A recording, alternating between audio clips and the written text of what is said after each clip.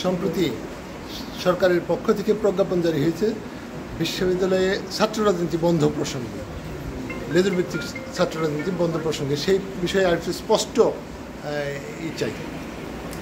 দেখুন, বিশ্ববিদ্যালয়ের ছাত্র রাজনীতি বন্ধে প্রজ্ঞাপন জারি হয়েছে কিনা এটা আমাদের ঠিক জানা নেই। তবে ঢাকা বিশ্ববিদ্যালয়ের শিক্ষার্থীদের আন্দোলনের প্রেক্ষিতে বিশ্ববিদ্যালয় প্রশাসন একটি উদ্যোগ নিয়েছিল ছাত্র রাজনীতি বন্ধ করার। আমরা এটাকে স্বাগত জানাই। কিন্তু জাহাঙ্গীরনগরে ছাত্র রাজনীতির প্রশ্নে এখানে আমাদের কাছে মনে হয়েছে কেউ কেউ এটার পক্ষে, কেউ কেউ পক্ষে নয়।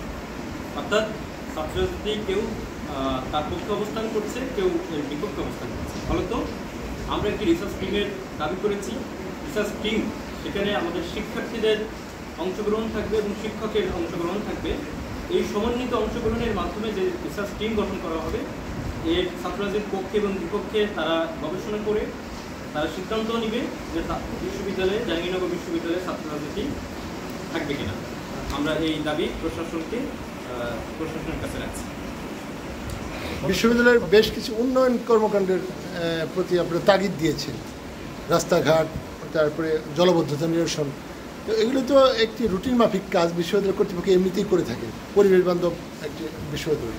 সেক্ষেত্রে এই আপনাদের এটা কি মনিটরিং সেল শিক্ষার্থীদের পক্ষ থেকে থাকবে, না কীভাবে বিশ্ববিদ্যালয় এটা কীভাবে করবে? দেখুন, আমরা বেশ কিছু কিন্তু মনিটরিং সেল বা অবজারভেশন সেলের দাবি করেছি।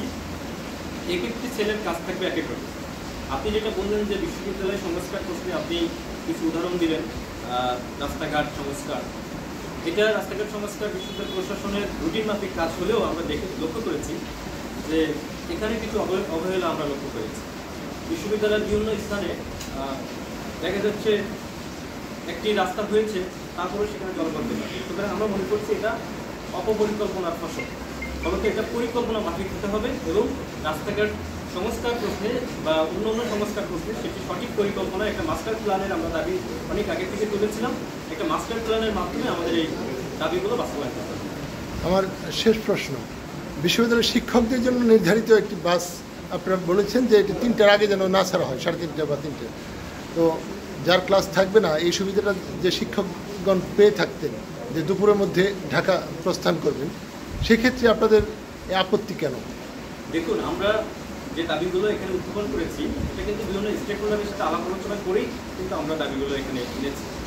ফলত একটি দাবি কিন্তু এটিও যেটি বিশ্ববিদ্যালয়ের শিক্ষার্থী, শিক্ষক, অন্যান্য স্টেক হোল্ডারের সাথে আলোচনা করে আমরা এটি ইনক্লুড করেছি। আমরা লক্ষ্য করেছি যে অনেক শিক্ষক আছেন যারা অনেকের